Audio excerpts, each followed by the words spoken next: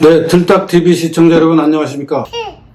오늘은 이승만 대통령이 쓴 책 중에서 국제적으로 가장 많이 알려진 책인 것 같습니다. 1941년 8월에 출판한 재팬 인사이드 아웃이라는 책을 가지고 이승만 대통령의 독립운동을 좀 설명을 드리겠습니다. 이 재팬 인사이드 아웃이라는 것은 이 책은 41년 8월에 출판이 됐고 그 중요한 내용은 이따가 자세히 좀 설명을 드리겠습니다만 일본이 미국을 공격할 거다.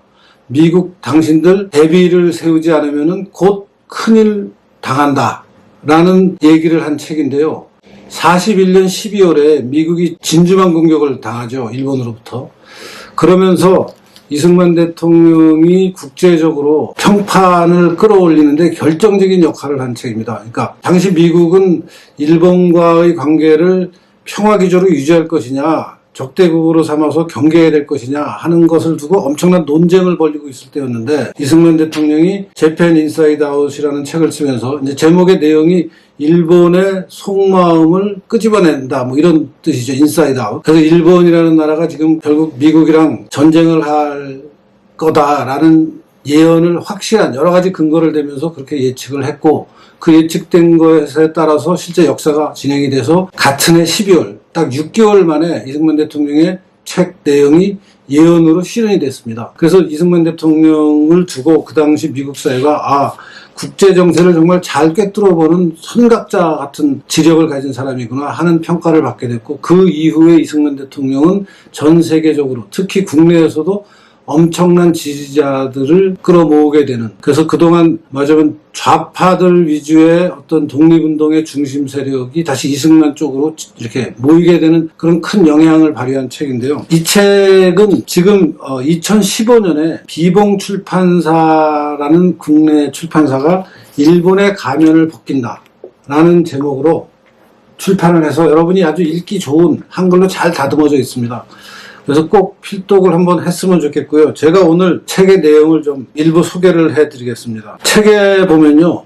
부제를 천황 전체주의 기원과 실상이라고 붙여놨어요. 이 부제는 그러니까 한글책에 붙어있는 천황 전체주의 기원과 실상이라는 부제는 사실은 원책에는 그런 부제가 없고 원책에는 이런 부제가 붙어있습니다. The Challenge of Today, 오늘날의 도전.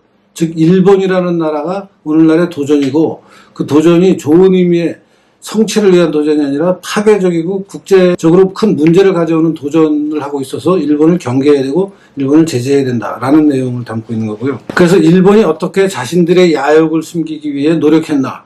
예컨대 해군력을 몰래 증강시킵니다. 일본이. 그 다음에 미국의 평화주의자 당시에 있었던 일본과의 싸움이 필요 없다. 일본은 그렇게 침략 야욕을 가진 국가가 아니다 라는 친일파 미국 내의 친일파들을 엄청나게 비판하면서 미국의 평화주의자들은 간첩과 같다고 표현합니다. 영어로는 이걸 fifth column이라고 하는데요. fifth column이 오열이라는 말이고 오늘날의 말로 바꾸면 간첩이나 마찬가지다 라는 말인데요.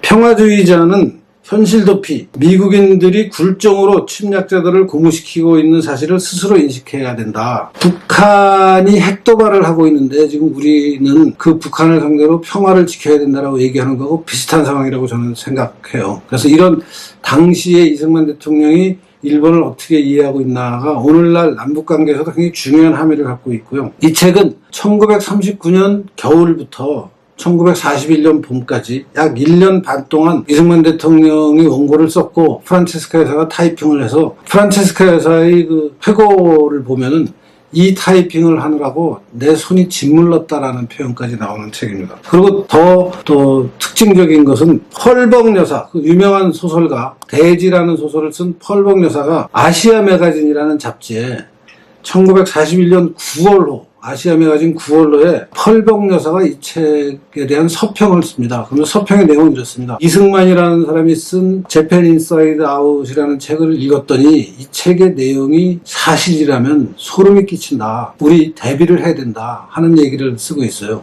그러니까 펄벅도 이승만이 쓴 책을 읽고 이 책이 정말 설득력이 있고 미국으로서는 일본을 경계해야 되는구나 하는 생각을 하면서 소름 끼치도록 무서운 책이지만 이승만의 지적에 동의하는 그런 서평을 씁니다. 제가 좀 구체적으로 책에 나오는 내용을 좀 설명을 드리겠습니다. 우선 지금 2015년에 출판된 국문으로 된 책에 보면요. 추천사를 손세일 선생이 썼고, 손세일 선생은 이승만과 김구라는 역작을 쓰신 분인데, 나중에 또 한번 소개할 기회가 있을 겁니다.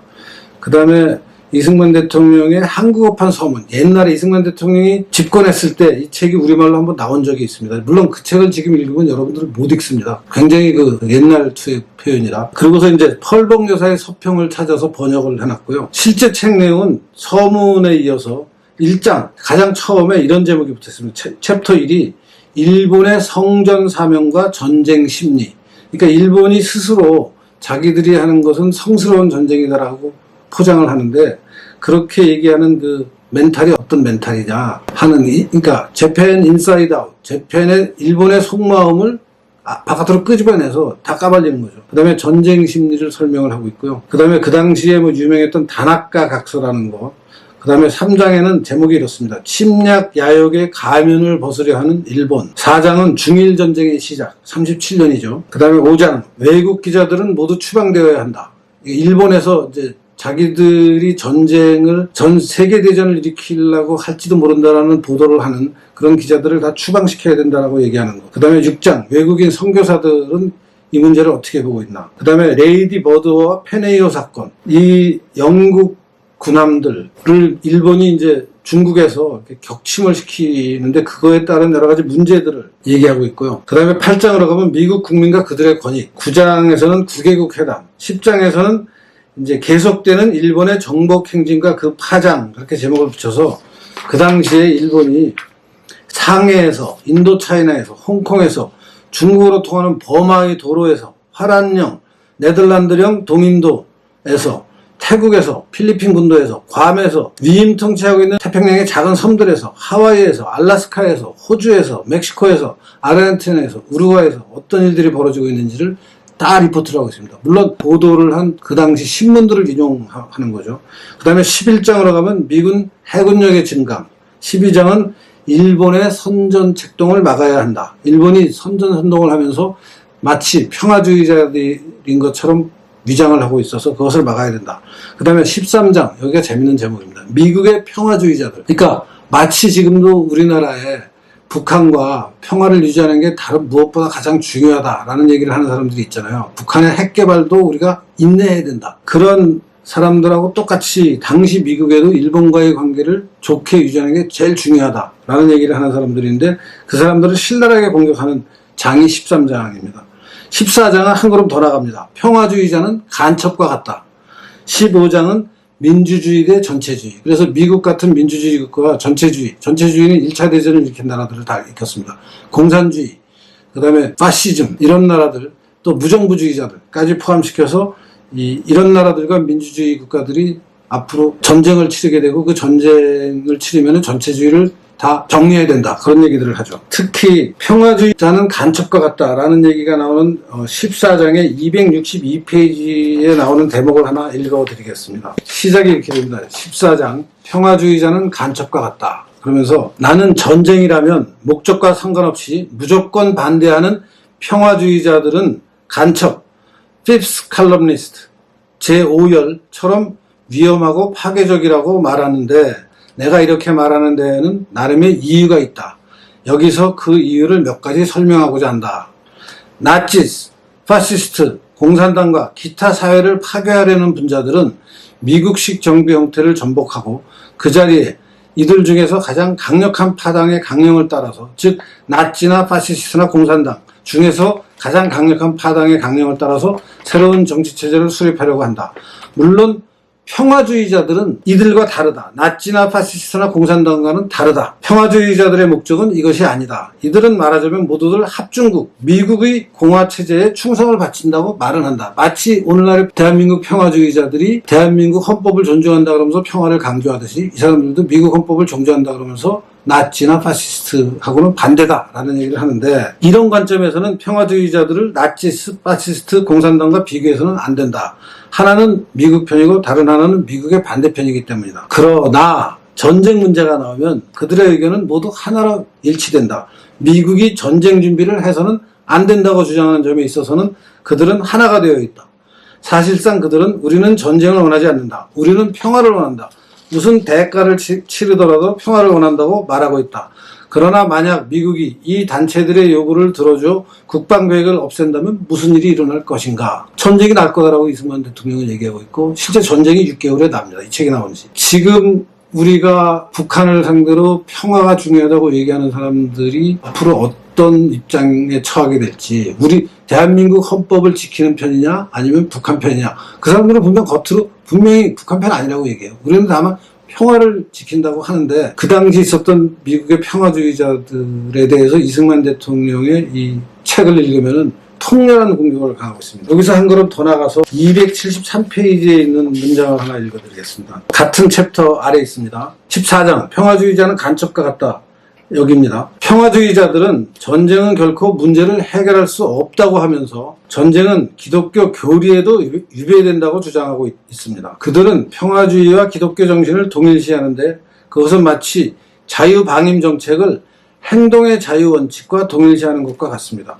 원수를 사랑하라는 계명이 곧 원수의 범죄를 용서해야 하고 옳지 못한 것에도 무기력하게 따라야만 한다는 뜻일까요? 기독교인들이 깊이 인식해야 할 것은 평화주의는 현실 도피에 불과하며 양심적 병역 기피자, 지금 우리나라에도 많죠. 양심적 병역 기피자는 그 동기가 아무리 순수하다고 하더라도 정의와 부정의 문제를 회피하고 있는데 그들은 자신의 굴종으로서 침략자들을 사실상 고무 격려하고 있는 것이다. 경찰관은 살인을 마음먹고 있는 악당을 설득하려고 하기에 앞서 먼저 진압부터 해야 하는 것과 마찬가지로 기독교인들은 깡패 국가에 대해 결연히 대항하면서 하나님이 부여해준 고귀한 소유물을 수호하기 위해 칼을 뽑아야 한다. 이게 이승만 대통령이 직접 쓴 내용입니다. 오늘날에 너무나 함의가 많은 글이죠. 15장 민주주의 대 전체주의로 가면은 이제 민주주의 국가가 전체주의 국가들과 싸울 때 항상 우리가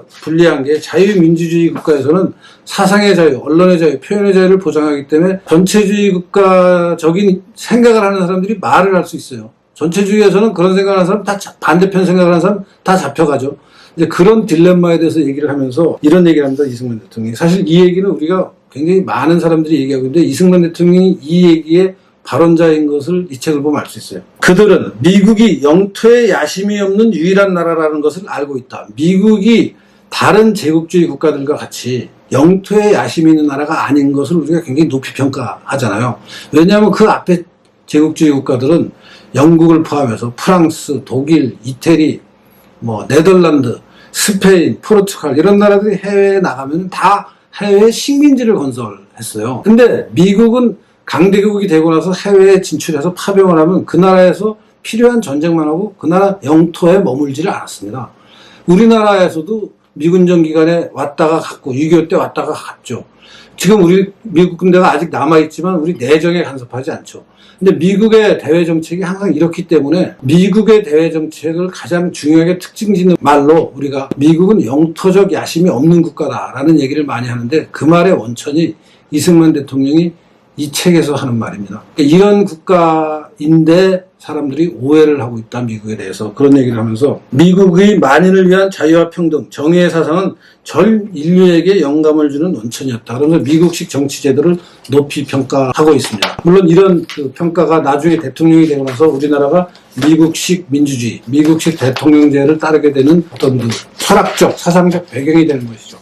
그래서 여러분들 정말 이 책을 읽으면은 이승만 대통령이 무슨 항일 투쟁을 안 했다라는 말은 정말 개소리구나. 이승만 대통령이 얼마나 일본을 미워하고 경계하고 일본과 싸워야 되고 일본을 조심스러워해야 되고 일본의 영토적 야심을 우리가 막아내야 된다 하는 그런 철저한 사상을 가졌다는 사람을 알 수 있고, 심지어는 그런 생각을 가지고 미국 사람들을 설득하려고 재팬 인사이드 아웃이라는 책을 썼어요. 그 책을 써도 당시 미국은 긴가민가 하면서 일본과 평화를 유지해야 된다 만다라는 논쟁을 계속 하고 있었고, 6개월 후에, 책이 나온 6개월 후에 진주만이 폭격을 당하니까 드디어 미국이 정신을 차리고 이승만 대통령을 엄청나게 높이 평가하게 되죠. 그 높이 평가하는 것이 영향을 미쳐서 우리나라 사람들도, 당시 식민지 백성 조선 사람들도 이승만의 독립운동가로서의 어떤 역량을 정말 높이 평가하게 되고 모든 사람들이 이승만을 다 따르게 되는, 물론 그 전에도 굉장한 평가가 있었지만 이 책을 통해서 이승만 대통령의 어떤 국제 정치에 대한 안목과 탁견이 잘 드러나고 있고,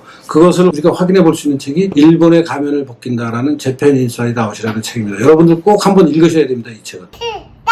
오늘은 이승만 대통령이 1941년에 직접 출판한 책 재팬 인사이드 아웃에 대해서 간단히 설명드렸습니다. 오늘 제 영상 내용이 좋으면 구독, 좋아요 부탁드립니다. 필박!